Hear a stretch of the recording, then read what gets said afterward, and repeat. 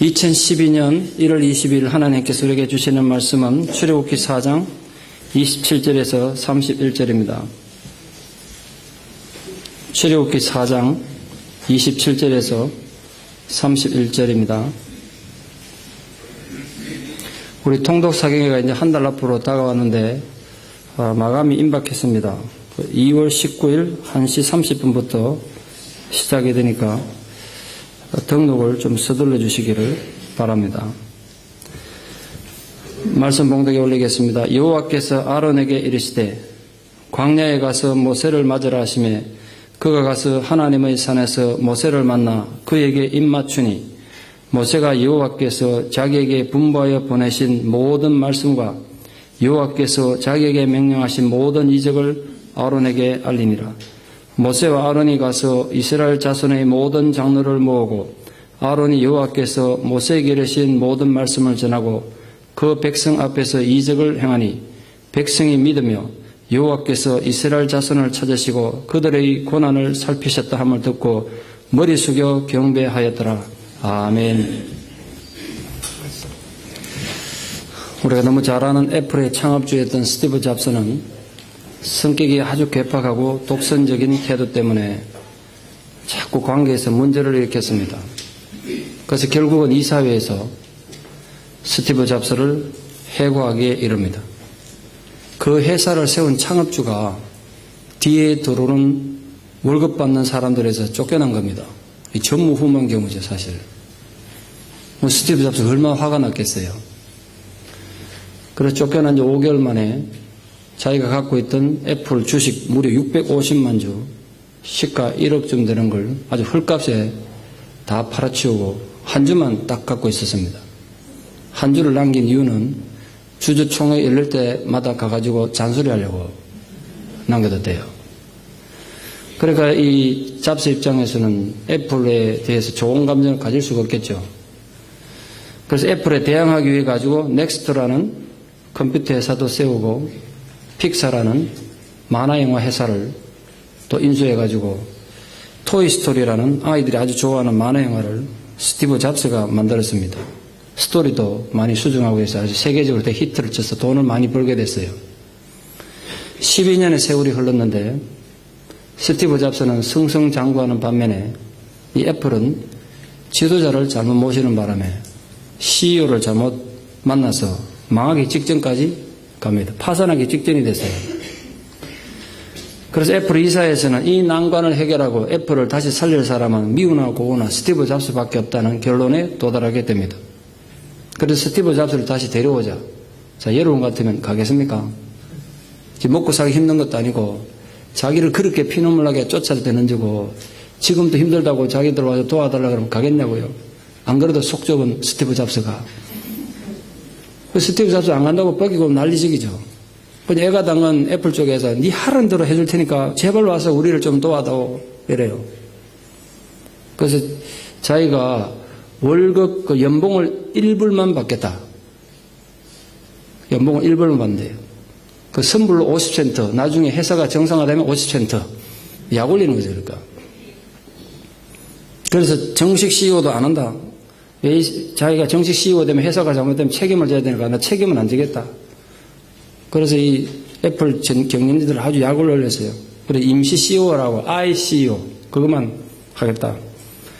그래서 한 2년 동안 임시 CEO란 직책으로 가서 지난날 서름도 다 갖고 회사를 정상화시킵니다. 그 2년 뒤에 이제 정식 CEO 해가지고 회사에서 1200만 주 주식 주겠다 그러니까 2000만 주 내놓으라고 2000만 주 가져갔습니다. 주식. 어쨌거나 간에 망해가던 애플사는 스티브 잡스 덕분에 지금 세계에서 제일 잘 나가는 컴퓨터 회사가 됐습니다. 제가 그 전기를 읽어보고 느낀 건데 스티브 잡스 없는 애플사가 얼마나 올라갈까 이 생각이 먼저 듭니다. 이 애플사란 한 회사가 스티브 잡스란 한 개인에게 너무 의존을 하고 있어서 스티브 잡스 없는 애플사가 예전 같은 유지를 할 수 있을까 이 생각이 들었어요. 오늘 그거 얘기하려는 건 아니고요. 모세는 어땠을까요? 40년 전에 자기 딴을 뭐 좀 일 좀 해보려고 일어섰을 때 자기를 배신하고 자기 등대에 칼 꽂고 자기를 쫓아냈던 동족들에게 지금 또 돌아가야 된다고요. 그 기분이 어떻겠어요? 그 마음이 어떻겠습니까? 그 심정이 어땠을까요? 이 생각이 들었어요. 아들들에게 할례를 베풀지 않았다는 것 때문에, 어찌 보면 정말 사소한 것 때문에 자칫하면 죽을 뻔했던 위기에 내몰렸던 모세가 겨우 목숨 부지하게 된 걸 우리 지난주 보셨습니다. 그러나 그 사건이 이들 부부에게는 굉장히 큰 충격이었던 것 같습니다. 그래서 남편 따라 나섰던 아내 십보라는 그 사건에 충격받고 아이들 데리고 친정으로 돌아가 버렸어요. 오늘 읽은 본문에는 없습니다만 나중에 뒤에 보면 이때 돌아갔구나 라고 알 수 있는 장면이 나와요. 얼마나 충격이 됐으면 남편 버리고, 남편 지금 진짜 헬렬단 혼자 광야에다 두고 애 데리고 돌아가 버렸어요. 그 모세는 진짜 헬렬단신 홀로 광야에 남은 겁니다. 지금 홀몸에 맨주먹 쥐고 애굽으로 향해 가는 이 모세의 심정이 얼마나 심란했겠어요. 진짜 심란했을 것 같아요. 비록 그가 지금 하나님 지팡이는 잡고 가고는 있지만 우리 경험에서 알지 않습니까? 눈에 보이지 않는 하나님 은혜, 은혜가 있을 때는 되는 것 같은데 그 하나님에 대한 믿음이 현실에서 얼마나 쉽게 흔들리고 얼마나 쉽게 무너지는지 우리 경험을 통해 너무나 잘 알고 있습니다. 지금 모세가 그런 입장이에요. 그런데 정말 은혜롭고 감사한 건 그런 연약하고 흔들리는 모세를 하나님 홀로 버려두고 외면하지 않으셨다는 것. 그게 은혜 아니겠습니까? 그 은혜가 우리에게도 좀 있기를 바라요. 우리가 믿음대로 살려고 참 은혜 받아서 이제 뭐 좀 되는가 싶어서 했지만 살다 보면 또 안 되잖아요. 외롭고 힘들고 쓰러지고 또 실망하고 좌절하죠. 그때 이 하나님 은혜를 꼭 기억해 주십시오. 그래도 하나님 나를 버리지 않으신다는 것. 모세는 생각도 못했는데. 그래서 하나님께서 이 모세의 연약함을 미리 아시고 모세가 부탁한 것도 아닌데 모세의 미래를 위해서, 모세의 사역을 위해서 준비를 하셨어요. 모세가 뭐 어떤 애원하고 부탁한 것도 아닌데 모세보다 3살 많은 형 아론에게 명령해서 너 지금 네 동생이 올 거니까 하나님의 산으로 되어 있습니다만 그 시내산이죠. 그 시내산에 가서 모세를 만나라 명령해서 보냈어요. 이런 지도를 펼쳐서 보시면 이 시내산이라는 곳은 모세가 살던 미디안 광야에서 거리는 모세가 양떼를 몰고 갈 수 있는 거리였으니까 거리가 멀지 않을 겁니다. 정확하게 미디안 광야가 어딘지는 사실 잘 모릅니다만 양떼를 몰고 갈 수 있는 거리니까 멀지 않은 거리라는 건 상식적으로 알 수 있죠. 그런데 지금 아론이 있던 애국강 하루로부터 얼마나 먼 거리인가 보세요. 굉장히 먼 거리입니다. 지금 차를 타고 가도 한낮을 계속 가야 되거든요. 그럼 그 거리가 최소한 600km에서 900km쯤 되는 거리예요. 그래서 아론이 시내산 가는 거리는 모세가 자기가 살던 미디안 광야에서 가는 거리보다 최소한 5배에서 6배 정도 되지 않을까 그렇게 추정해 봅니다. 간단히 생각해 보십시오. 한 지점에서 아론은 멀리 있고 모세는 가까이 있습니다. 같은 날 여기서 만나려면 아론은 모세보다 훨씬 더 일찍 출발해야 여기서 만날 수 있습니다. 그렇지 않습니까? 그러니까 아론이 시내산에서 모세를 만나기 위해서는 모세보다 훨씬 전에 출발해야 했습니다. 어쩌면 어디까지나 제 상상입니다만 묵상 중에 그런 생각이 들었습니다. 하나님께서 불붙는 가시떨기 나무에서 모세를 만나기도 전에 아론을 먼저 출발시키셨을지도 모르겠다는 생각이 들었어요. 어차피 지금 모세가 애굽으로 가는 길 아닙니까? 그 가만히 있어서 오면 만나도 될 텐데 모세가 애굽에 도착한 후에 만나게 될 텐데 왜 하나님께서 굳이 아론으로 하여금 그 먼 길을 여행하게 해서 모세를 만나게 하셨을까요? 지금 아론 나이가 83세의 노인입니다. 그 먼 거리를 땡볕에 광야를 여행한다는 건 결코 쉬운 일이 아니었을 거예요. 게다가 이제 신부는 노예입니다. 노예가 마음대로 여행할 수 있는 시대가 아니었거든요. 왜 하나님은 그런 불편함과 위험을 감수하고도 굳이 아론을 모세를 만나러 보냈을까? 여기에 제 의문이 들어서 묵상을 많이 하게 됐습니다. 그러다 제가 몇 가지 은혜를 입었습니다. 무엇보다 제가 이 부분을 묵상하면서 맨 먼저 떠올린 것은 인간을 향한 하나님의 열정, 하나님의 열심을 발견했습니다. 전지전능하신 하나님은 필요하시다면 가만히 계시다가 때가 돼서 필요하다면 딱 손가락 하나만 까딱 해가지고도 우리 문제를 해결하실 수 있을 텐데 하나님 그렇게 안 하셨더라고요. 인간의 문제를 해결하고 돕기 위한 하나님의 철저한 준비를 이 부분에서 보게 됩니다. 우리 입장에서 보면 정말 황송스러운 일이 아닐 수 없죠. 하나님은 그렇게까지 안 하셔도 충분히 우리 도우실 수 있고 그런 수고 안 하셔도 우리 문제를 얼마든지 해결하실 수 있는데 하나님은 우리를 돕기 위해서 하실 수 있는 최선을 다하셨다는 것. 그게 제 은혜예요. 아주 오래전에 책에서 읽은 내용입니다. 요즘도 군인들을 훈련 많이 시킨다고 또 문제가 말이 많습니다만 한겨울에 생존 훈련 중이던 한 무리의 군인들이 배가 너무 고파갖고 겨울이니까 산속에 뭐 먹을 것도 없고 배는 고프지 한 3일 밥은 굶었지 너무 힘들어가지고 분대장이 자기 분대원 이끌고 산을 내려와가지고 시골 마을에 가가지고 어느 식당에 가서 밥 좀 달라고 구걸을 했어요. 자, 군인들이 한 3일 잠을 못 잤지 야간에서 뒹굴었으니까 완전 몰골이 산 거지도 걸은 거지가 없을 거 아닙니까? 씻지도 못하고. 그런 더러운 몰골로 식당 안에 들어오면 다른 손님들이 피해를 주지 않겠습니까? 여러분이 식당 주인 같으면 그런 사람 들어오게 하겠어요. 그런데 식당 주인 아주머니는 그들을 내쫓기는 그냥 아주 마치 귀한 손님 오듯이 대접을 정성스럽게 했습니다. 식당에서. 다 데려다 놓고 좋은 그릇에 좋은 음식에 뭐 최고로 대접을 했어요. 그걸 묵끄러이 보던 손님이 이해가 안 돼서 물었습니다.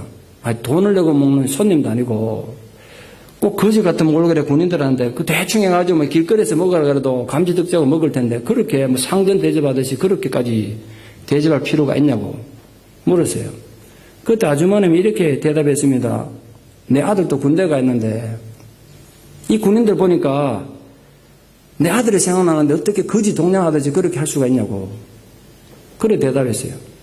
이 아주머니는 두 번 다시 보지 않을 스쳐 지나가는 군인들이었는데 군대에 간 자기 아들이 돌아온 것처럼 이 낯선 군인들에게 최선을 다해서 접대를 한 겁니다.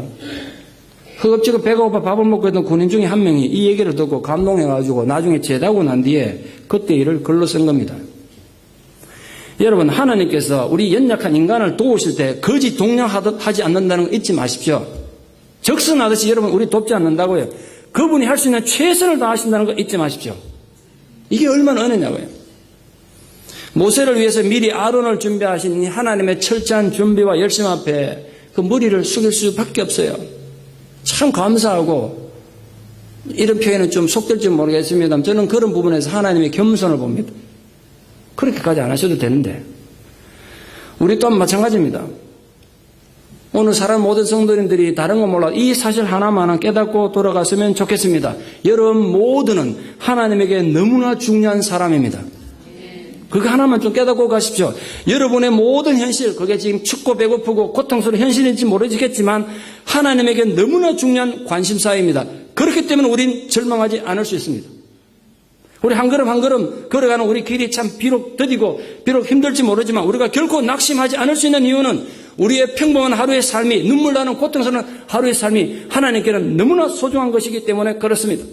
우리 교회가 소망을 가지고 비전을 또 새롭게 가슴에 품는 이유 또한 우리 교회의 모든 일들이 하나님에게 너무나 중요한 일이기 때문에 그렇습니다. 우리는 그 하나님의 관심과 그 격려 속에서 우리를 향한 하나님의 의를 이루어갈 것을 믿습니다. 이거 하나 꼭 갖고 돌아가십시오. 아울러서 아론을 미리 보내신 또 다른 이유를 생각했는데 지금 외롭게 진짜 종 하나 없고 달랑 혼자예요. 모세는 돕는 사람이 아무도 없어요. 얼마나 외롭고 힘들겠어요. 그런 모세를 격려하기 위해 지원군을 보낸 겁니다. 모세는 지금 여전히 미래에 대한 불안감을 가지고 있습니다. 특히 지금 자기가 40년 전에 쫓겨났던 동족들한테 어떻게 인간적으로 생각하면 괘씸하기도 하고 미움만도 들지만 또 한편으로는 두려움이 있지 않겠어요? 이들이 또 나를 대적하고 또 나를 외면하면 어떡하나 두려움이 있어요. 그 두려움에서 절대로 벗어나지 못해서 나중에 또 볼 거예요. 그 두려움을 갖고 가고 있는데 내가 사람들을 어떻게 설득해서 하나님께 내게 준 이 말씀, 이 계획을 그들에게 인식시키고 믿게 만들 것인가 엄청 부담이 됐을 거라고요. 그런데 하나님께서 먼저 아론을 보내셔가지고 그 모세와 아론을 통해서 아론이 모세한테서 먼저 계획을 듣고 이런 계획이 있구나. 아론을 먼저 이해하게 함으로써 모세의 든든한 후원자가 되게 하신 것입니다. 실제로 아론은 죽을 때까지 동생 모세의 가장 든든한 지지자였고 후원자였습니다. 모든 백성들이 모세를 죽이려 돌들에 치려 할 때 그들 앞에 서서 막았던 사람도 아론입니다.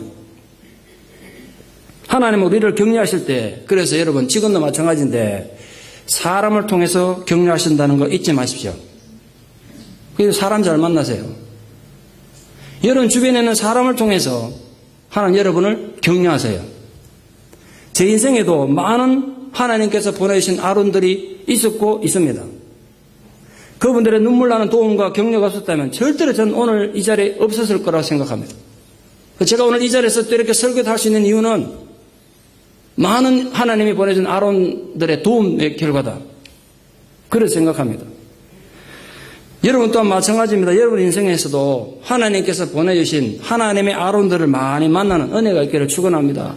뜻밖의 그 사람들 통해서 말 한마디라도 위로받고 도움받는 그 격려를 받는 그런 분들이 되고 또 여러분이 또한 어디 가서든지 그렇게 남에게 도움이 되고 격려가 됐으면 좋겠습니다. 모세처럼 직접 일선에 나서서 하나님의 일을 하는 것도 참 중요하죠. 그런 사람도 많아야죠. 그러나 모두가 모세하면 어떡하겠어요? 어떤 사람들은 이런 도시 빚도 없이 아론처럼 모세의 든든한 후원자가 됨으로써 결국은 하나님 나라를 함께 이루어가는 거 아닙니까? 저는 그렇게 믿어요. 하늘나라에서 이스라엘 그 출애굽의 위대한 역사의 기록에 모세만 기록되지는 않았을 것이다. 그게 아론도 함께 기록되었을 것을 믿습니다. 그분 한 역할이 너무 크기 때문에. 더 중요한 이유가 있습니다. 하나님께서 아론을 모세를 먼저 맞이하기 위해서 그 먼 거리를 여행하게 했던 이유. 그건 바로 모세와 이스라엘 민족 간의 든든한 중재자로 세우기 위해서였습니다. 모세 자신이 지금 이스라엘 민족으로부터 버림받은 두려움과 상처가 아주 크게 갖고 있는 사람입니다. 그 상처가 전혀 다 치유된 건 아니에요. 나중에 또 상처가 튀어나온다고 해요. 하나님도 이럴 줄 알았습니다. 그리고 나중에 하나님 항해하는 게 나와요. 그 두려움이 있었어요. 이스라엘 민족 또한 마찬가지입니다. 그들이 지금 이렇게 어렵고 힘든 형편에서 새롭게 등장한 지도자를 어떻게 함부로 믿겠어요? 뭐 모세를 기억하는 사람도 있을 거고 기억 못하는 사람도 있을 텐데 아무리 신뢰도 없는 것 같고 아무것도 아닌 무슨 군대를 몰고 온 것도 아니고 혼자 딸랑와가지고 나를 따르라 그러면 뭘 믿고 자기들이 400년 동안 대를 이어 살던 삶의 터전을 버리고 광야로 나설 수가 있겠습니까? 불가능한 일이에요. 뭘 믿고 따라 나섰냐고요. 애국 군대가 시퍼렇게 살아있는데 누군가가 양쪽에 다 신뢰 얻는 사람이 나서서 모세도 설득해야 되고 이스라엘 백성도 설득해야 하는 중재자가 있어야 돼요. 한쪽만 중재가 안 되는 거죠. 양쪽 다 신뢰받는 역할을 하는 사람이 있어야 돼요. 그 역할을 하나님께서 아론에게 맡기신 것입니다. 그래서 아론은 이스라엘 백성들에게 모세에게 주어진 하나님의 말씀을 전하고 설득하는 너무나 중요한 통로가 됐고 또 이스라엘 백성들의 말을 모세에게 전해가지고 그 사이에 화해를 이루는 갈등을 없애는 오해가 생길 때 오해를 없애는 정말 중요한 역할을 했습니다. 평소에 만약에 아론이 삶을 살 때 83년 살면서 맨날 사기나 치고 불법이나 행하던 그런 파렴치한 삶을 살았다면 어땠을까요? 누가 그런 사람 말에 귀나 기울이겠어요? 누가 믿어주겠어요? 아무도 만약에 아론의 말을 안 믿어줬으면 중재가 안 일어나는 겁니다. 그러면 모세는 절대로 그의 사역을 시도도 못했을 겁니다. 시도도 못했을 거예요. 그러면 하나님의 모든 계획은 아무리 그 계획이 좋아도 실패로 돌아오고 말았을 것입니다. 그래서 여기서 우리가 신앙인으로서 정말 깨닫게 되는 중요한 신앙의 원리, 삶의 원리를 하나 교훈을 얻었습니다. 여러분, 하나님의 백성들은 비록 내 삶이 좀 지금 살기가 힘들고 어려워도 내가 지금 고통스러워도 내 자신의 행복을 위해서가 아니라 공동체의 행복을 위해서, 내 이웃의 행복을 위해서 하나님 뜻을 이 공동체 안에 이루기 위해서 정직하게 살 필요가 있습니다. 잊지 마세요. 우리가 이 땅에서 하나님 나라를 이루기 위해서 그 하나님 나라를 위해서 세상에서 인정받고 신뢰받고 살 필요가 있는 겁니다. 그 너무 중요한 거예요. 여러분 소망합니다. 이 세크라멘토 땅에서 여러분의 이름이 신뢰받기를 축원합니다. 예? 오래 살긴 살았는데 세크라멘토 장로에 아무개 이러면 전부 다 안 믿어주고 현아 내밀고 고개 찔찔 흔들고 이러면 어떡하겠어요? 우리가 지금 상황은 힘들고 어렵지만 아론의 말은 믿을 수 있단 말이에요. 모세가 누군지 몰라도 모세를 어떻게 믿냐? 그런데 아론이 하는 말이니까 우리가 한번 믿어보자 이래 된 거예요. 지금 상황이 힘들고 어렵지만 사크라멘토 항장로교 아무개가 하는 말이니까 우리 한번 믿어보자. 이런 분위기를 이 땅에서 이루어가는 여러분 되기를 축원합니다. 뭐 그게 돼야 신앙의 가치가 있지 않겠습니까? 우리는 이 세상에 그런 축복의 통로로 존재하는 것입니다. 그 사실을 절대로 잊지 않도록 우리 함께 또 이 예배를 통해서 하나 앞에 각오를 다지고 새롭게 마음을 다지는 은혜가 있기를 소망합니다. 오늘 28절 말씀 보시면 40년 만에 형제가 상봉했습니다. 우리 표현을 하면 이상가족 제외했습니다. 40년 만에. 할 말이 얼마나 많았겠어요? 네 그동안 어떻게 살았냐? 뭐 할 말이 많았겠죠. 특히 모세 입장에서 자신의 파란만장했던 생활에 대해서 할 말이 아주 많았을 겁니다. 그러나 오늘 본문엔 모세가 자신이 어떻게 살았는지 그런 데 대해서 이런 방법 말이 없어요. 아무 말도 안 했어요. 그런 건 안중이 없었습니다. 단지 모세가 한 말이라고는 하나님께서 자기에게 어떤 말씀을 하셨는지 또 하나님께서 나에게 어떤 사명을 주셨는지 그것만 얘기했어요. 자기 장인 이도래에게도 심지어 자기 아내에게도 하지 못했던 얘기를 형을 만나서 털어놓고 있습니다. 아론 입장에서는 모세를 통해서 들려준 하나님의 말씀으로 엄청난 위로를 받았을 겁니다. 야, 드디어 하나님께서 우리에게 드디어 새로운 역사와 새로운 구원을 시작하시는구나. 많은 위로를 아론이 받았을 겁니다. 그래서 여기서 또 하나님의 위대한 승리를 제가 다시 한번 깨달았습니다. 200만에 가까운 한 민족을 구원해내는 너무나 중요하고도 위대한 일을 40년 만에 처음 만난 형제가 바로 그 일을 시작하려고 했으면 손발이 맞겠습니까? 감당할 수 있겠냐고요. 지금 40년 만에 만나서 얼마나 뻘쭘하겠어요. 예? 형제긴 형제지만 얼마나 어색하겠나. 근데 어떻게 둘이 마음 맞춰서 그걸 일을 해내겠어요? 절대로 불가능했을 거예요. 근데 또 하나 깨닫는 게 있는 거예요. 하나님께서는 시내산에서도 이집트까지 그 먼 여행을 두 노인네로 하여금 함께 걸어가게 하면서 여러분 생각해 보세요. 식사 때 되면 같이 형님 먼저 아우 먼저 이러고 식사했을 것이고 잠자리에 또 밤이 되면 잠을 들었지 않겠어요 같이. 그거 몇 날 며칠 보내면서 그 기간의 여행을 통해서 그들의 비전을 하나로 만드신 것입니다. 그들의 신앙을 하나로 만드셨고 그들의 남은 생애의 목적을 하나가 되게 하셨습니다. 사실 아론과 모세가 함께 이 위대한 사역을 하기 위해 가지고 서로 눈빛만 봐도 지금 모세가 뭘 원하는지 아론이 뭘 원하는지 서로 생각하는지 정도 알아야 뭐 일이 되지 않겠어요? 하나님이 치밀하신 계획에 의해서 이 광야 여행이 그들에게는 너무나 유익한 시간이 됐던 겁니다. 그 시간을 통해서 하나가 되는 시간이 된 거예요. 물론 피곤하고 힘든 여행이었지만 이후에 자신들이 해야 될 위대한 사역을 감당하기 위해서 그 광야의 시간은 너무나 필요했던 시간이었던 것입니다. 어쩌면 우리들이 그런 광야의 시간을 보내고 있는지도 모릅니다. 지금 그런 광야의 시간을 보내고 있는 가정들이 있습니까? 그 광야의 시간을 잘 보내십시오. 그 광야의 시간을 통해서 꿈을 나누고 삶을 나누고 신앙을 나누고 궁극적으로 인생의 목적을 함께 나누는 부모와 자식, 아내와 남편, 목사와 성도가 되기를 바랍니다. 왜냐하면 그런 가정, 그런 부모와 자식, 그런 교회를 결국 하나님이 사용하시기 때문에 그렇습니다. 오늘 우리가 눈여겨볼 또 신앙인으로서 정말 모범을 삼아야 될 한 신앙의 모범이 이어 있습니다. 바로 모세의 형 아론입니다. 그는 모세의 형입니다, 분명히. 그러나 40년 만에 모세를 만났을 때, 동생을 만났을 때 이 형 아론이 동생으로 만난 게 아니에요.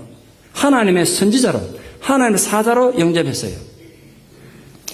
여러분, 유대인들의 문화 습관 중에 선생과 제자 중에 누가 누구에게 입을 맞추는지 아십니까? 왕과 신하 중에 왕이 신하에게 입을 맞춥니까? 신하가 왕에게 가서 입을 맞춥니까? 잘 모르겠습니까? 왕이 입을 맞춥니까? 신하가 왕한테 가서 입을 맞춥니까? 남자들끼리 입 맞추니까 징그럽습니까? 그냥. 지금 본문에 누가 누구에게 입을 맞췄다고 되어 있죠? 모세가 아론에게 입을 맞췄습니까? 아론이 모세에게 입을 맞췄습니까? 안 봐서 모르겠습니까? 본문에 분명히 아론이 모세에게 입을 맞췄다고 되어 있어요. 이 유대 문화에서는 제자가 스승에게 입을 맞추는 거예요. 신하가 왕에게 존경과 복종의 표시로 입을 맞추는 거라고요. 가룟 유다가 예수님에게 입을 맞췄지 예수님이 가룟 유다에게 입 맞춘 거 아닙니다. 순서가 그래 안 돼 있어요. 이 첫 만난 자리에서부터 형인 이 아론이 동생인데 그 동생에게 동생으로 만난 것이 아니라 하나님의 지도자로 만났기 때문에 복종과 존경의 표시로 먼저 입을 맞춘 거예요. 그건 대단한 거예요. 그는 늘 모세를 하나님의 사자로 인정했고 자신은 그저 모세의 대변인으로 만족했어요. 아론도 실수가 많은 사람입니다. 나중에 또 모세가 시내산 올라가서 40일 동안 흔적도 없고 소식도 없으니까 죽은 줄 알고 송아지 우상 만들어가지고 모든 민족이 범죄하도록 한 주역이 아론입니다. 그 죄의 경중으로 따지자면 당장 죽어도 100번은 고쳐 죽어도 그 죄값을 다 못 갚을 정도로 심각한 죄입니다. 그럼에도 불구하고 아론이 죽지 않았을 뿐만 아니라 죽을 때까지 버림받지 않고 하나님의 도구로 쓰임받았던 이유가 뭔지 아십니까? 이유가 모세의 누나 미리암이라고 있는데 그 미리암은 나중에 광야에 가가지고 몇 달 지내보니까 이 동생이 자꾸 자기 앞에 지도자 노릇하니까 속이 상했나 봐. 니만 지도자냐? 나도 지도자다 이랬다가 방귀를 들다가 문둥병 걸렸습니다. 그러나 형인 아론은 한 번도 형의 입장에서 동생의 모세를 능가하려고 한 적이 없습니다. 무시한 적이 없습니다. 늘 자신이 모세 아래에 있는 것에 만족했습니다. 아론은 자신의 부족을 그렇게 깨달았던 사람입니다. 그래서 죽는 순간까지 하나님의 사랑을 잃어버리지 않았습니다. 우리 가정에서도 마찬가지고 교회도 이렇게 돼야 되는 거예요. 자신의 부족함을 인정하고 하나님 권위를 제대로 인정할 때 비로소 하나님 말씀에 의해서 가정이든 교회든 다스림을 받는 것입니다. 드디어 모세와 아론이 애굽에 도착했습니다. 백성의 지도자들인 장로들은 거부할 수 없는 하나님의 약속의 증거들을 보고 믿었습니다. 그 감격 속에 자기들이 맡고 있는 공동체가 가지고 백성들에게 그걸 또 전했습니다. 장로들을 통해서 백성들이 하나님이 우리에게 이렇게 나타나시고 이렇게 약속하셨다라는 얘기를 듣고 모든 백성들이 그걸 믿었고 감사했습니다. 지금까지 지난 400년 동안 이스라엘 백성들은 하나의 혈연 공동체였습니다. 민족 공동체였습니다. 비록 언약의 백성들과 후손들이긴 했지만 그러나 하나님의 말씀으로 다스림을 받는 믿음의 공동체는 절대로 아니었습니다. 그런데 오늘 드디어 모세 입에서 나오는 그 작은 하나님 말씀 한마디에 그들이 온 공동체가 함께 복종하기 시작한 것입니다. 그 순간이 드디어 그들이 애굽의 희망 없는 노예에서 하나님의 교회로 탈바꿈되는 위대한 출발점이었던 것입니다. 하나님 말씀에서 다스림을 받는 거룩한 공동체로 첫 발을 내딛게 된 것입니다. 어떻게 이스라엘 백성들이 그렇게 변화된지 아십니까? 그들이 겪은 기나긴 고통 때문입니다. 파라오로부터 받은 잔인한 억압 아래에서 자신들은 아무것도 할 수 없다는 사실, 자신들은 아무것도 아니라는 사실을 뼈저리게 깨달았기 때문에 이 백성들 전체가 이렇게 마음이 겸손해진 것입니다. 사람들은 인간이 너무 완악해서 말이죠. 절박한 상황이 되지 않으면 쉽게 하나님의 말씀에 복종 잘 안 하려고 합니다. 모든 가능성이 없어지고 엄청난 억압과 절박한 상황이 돼가지고 하나님의 말씀에는 어떤 희망도 보이지 않을 때 그때서야 비로소 하나님의 말씀에 귀를 기울이게 됩니다. 그래도 귀 안 기울이는 사람도 많겠죠. 이것이 하나님께서 그 긴 세월 동안 이스라엘 백성들을 고통 가운데 버려두신 이유입니다. 그러나 여러분 오해는 하지 마십시오. 사람이 그걸 무조건 비참하고 고생만 한다고 누구나 복음을 받아들이냐? 그런 건 절대로 아니죠. 그 어려움을 통해서 자신들의 모습을 하나님의 입장에서 하나님의 말씀에서 비춰보는 그 깨달음, 그 각성이 있어야 합니다. 그게 없으면요 고통의 시간만 자꾸 길어진다 그러잖아요. 내가 하나님 앞에서 그동안 얼마나 교만했었는지, 내가 얼마나 추하고 더러운 죄인이었는지를 발견하기 전까지는 사람 마음 문이 열리지 않아요. 인간은 누구나가 하나님 앞에서 마음이 가난해지고 낮아져야 하나님 백성이 된다고요. 하나님 앞에 자기 마음이 낮아지지 않고 마음이 겸손해지지 않으면 자기 주장만 자꾸 강해져요. 고집만 세진다고요. 결국은 신앙이 자기를 우상화하는 도구가 되더라고요.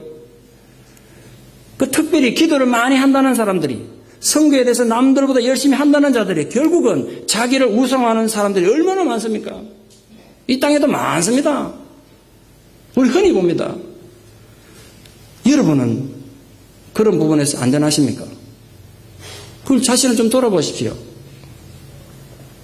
말씀이 나에게 찾아올 때 반드시 기억해야 될 것이 있습니다. 그 말씀을 통해서 나 자신의 진짜 모습을 발견해야 합니다. 너무 중요한 얘기예요. 자신이 부족하다는 것을 그 말씀을 통해 깨달아야 돼요. 말씀이 나를 지배하고 다스리게 말씀 앞에 나를 좀 내드리십시오.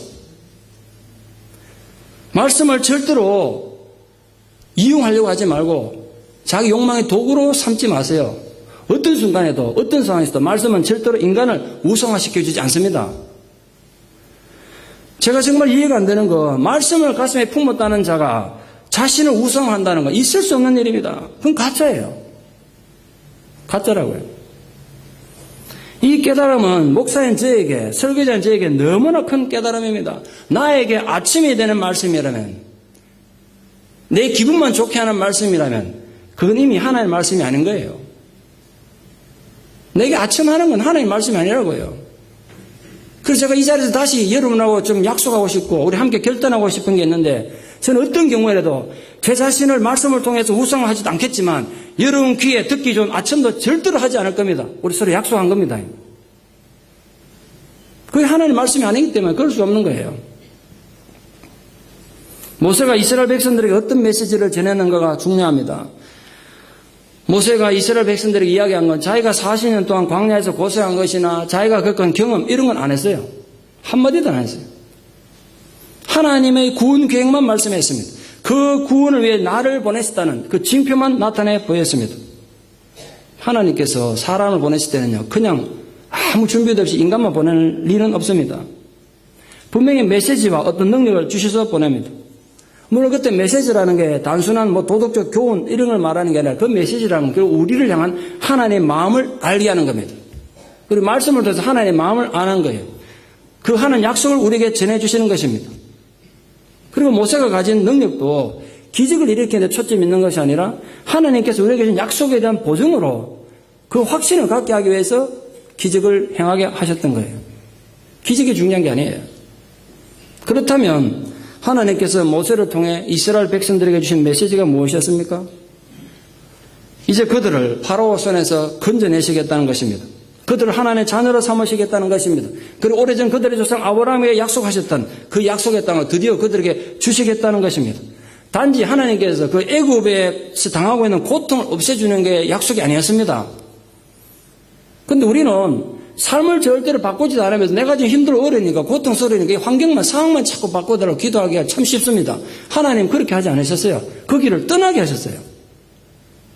하나님은 애굽을 떠나게 하는 것이 그들을 향한 계획이었습니다. 근데 어리석은 백성들은 어떻게든지 그 땅에 붙어서 살아보려고 했던 그 비옥한 땅, 거기를 완전히 떠나야 하는 것이 하나님의 계획이었습니다. 근데 그건 400년 동안 대를 이어 살아온 그들에게는 위기가 아닐 수가 없습니다. 400년 동안 터잡고 살아온 그들 어떻게 떠나요? 모세가 전한 말씀은 분명히 이스라엘 공동체의 위기였습니다. 그런데도 불구하고 그들이 그걸 받아들입니다. 그 이유가 뭘까요? 왜 받아들였겠어요? 거기 힘들고 어려운 위기인데도 이제는 더 이상 이 애굽 땅에 소망이 없다는 것이 분명해졌기 때문에 그렇습니다. 여기 뻗뜨고 살아봐야 희망이 없다는 걸 알았으니까 우리 떠나자 이래 된 거예요. 하나님께서는 이스라엘 백성들이 모세를 믿게 하기 위해서 이적을 행할 능력을 주셨습니다. 분명히. 그러나 현대의 설교자나 목회자는 모세처럼 눈에 띄는 그런 표적을 가지고 있지는 않습니다. 그런 게 있다고 떠벌리는 건 전부 사기꾼입니다. 특히 이단의 우두머리들이 그렇게 사람들 속이고 있잖아요.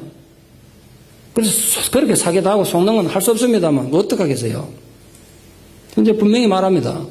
현대의 영적 지도자에게 하나님이 주신 유일한 징표는 말씀입니다. 그 말씀이 진정으로 하나님의 말씀일 때 그 말씀을 받아들이는 자에게는 우리가 생각하고 계획하는 그런 기적보다 더 큰 변화가 일어나는 거예요. 저는 그래서 지금도 생각하고 여러분에게 강조하고 싶은 건 제가 불치병이 들어서 안수기도 받아가지고 병 낫는 것보다도 말씀을 통해서 사람의 내면이 변하는 게 더 기적입니다. 병 나왔다 칩시다. 기도 받아갖고 그럼 그 사람 안 죽냐고요. 영혼이 안 죽고 삽니까? 죽어요 그 사람도. 그 진짜 중요한 건 내 병이 나았냐 안 나았냐가 중요한 게 아니라 내 내면에 이 상처 입은 내가 변하는 게 진짜 기적이에요. 그게 진짜 필요한 거라고요. 그래서 말씀을 주셨어요.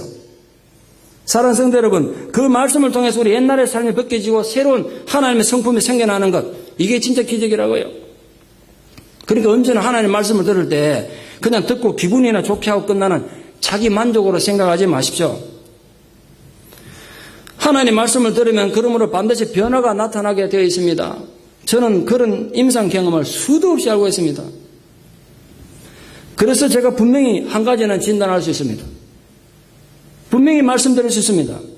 아무리 말씀을 들어도 삶의 변화가 일어나지 않는다면 분명히 어딘가 잘못되어 있습니다. 여러분 속에 진행 중인 죄가 있든지, 아직도 하나님 해결되지 못한 어떤 문제가 있는 거예요. 아니면 하나님과 관계가 파괴됐든지 분명히 뭔가 이유가 있습니다. 말씀은 분명히 우리를 바꿔놓기 때문에 그렇습니다. 오늘 주님은 우리들에게 눈에 보이는 모세의 표적은 주시지 않으셨지만 그 표적보다 더 위대하고 더 큰 말씀의 힘을 주셔서 우리를 하여금 죄의 유혹과 싸워 이기게 하십니다. 현실의 여러 가지 절망에서 쓰러지지 않을 소망을 우리에게 주십니다. 부서지고 깨어진 우리 인격을 그 말씀을 통해 고치시고 싸매실 것입니다. 그 은혜가 말씀을 듣는 여러분 모두에게 있기를 축원합니다. 그걸 기억하십시오. 이스라엘 백성들은 모세의 말씀을 듣고 또 그가 보여준 하나님 징표를 보고 머리 숙여 경배했습니다. 하나님을 예배했다는 거예요. 이 예배야말로 그들이 너무나 오랫동안 잃어버리고 산 것입니다. 지금까지 그들의 눈에는 파라오만 커 보였습니다. 파라오가 너무 커서 하나님 예배들이 엄두가 안 났어요. 현실에 억압받는 고통만 느껴졌습니다. 그래서 어떻게 하시든지 신앙을 버리고 뭘 하더라도 살아남는 것만이 목적이었습니다. 그런데 짧게라도 모세가 긴 설교한 것도 아닙니다. 짧게라도 말씀이 그들의 심령에 비춰졌을 때 하나님을 전심으로 예배하는 자들이 된 것입니다. 비로소 모세 때나 지금이나 그때나 지금이나 하나님 말씀에 대한 올바른 반응은 예배로 나타납니다. 여러분 예배드리는 자세가 굉장히 중요합니다. 지금 이 시간은요 박상환 목사 설교 듣고 펌핑하는 시간이 아니라 여러분 개인이 보이지 않는 하나님 앞에 예배드리는 시간인 걸 절대 잃으시면 안 돼요. 여러분의 예배를 실패하지 마십시오. 목사에게 보여주려고 앉아있는 게 아니라 여러분의 예배를 하나님 앞에 드리고 있다는 것 절대 잊으시면 안 돼요. 그 예배가 여러분의 내면의 상태를 보여주는 지표이기 때문에 그렇습니다. 예배의 자세가 잘못된 사람 치고 신앙이 바로 된 사람 본 적이 없습니다. 제가. 여러분 앉은 자세 자체도 하나님 앞에 예배를 하는 거 잊지 마십시오. 그건 아주 자연스러운 겁니다. 제가 언젠가 MRI를 찍으러 한번 갔는데요. 사람을 그 동굴 같은 데 집어넣으면서 무시무시한 말 합디다. 저보고 숨도 쉬지 마세요. 이러더라고요. 절대로 움직이면 안 됩니다. 숨도 쉬지 마세요. 그럼 1시간 동안 있던데 1시간 동안 숨 쉬지 말라고 해보고. 그거 움직이면 안 된다는 거예요. 근데 생각해서요. 그 별것 아닌 MRI 하나 찍는데도 이렇게 자세의 소중함을 얘기한다면 하나님 앞에 예배드리는 우리가 어떻게 해야 되겠냐 말이에요. 숨도 쉬지 마세요. 이러면 여러분 어떡하겠어요 지금. 네?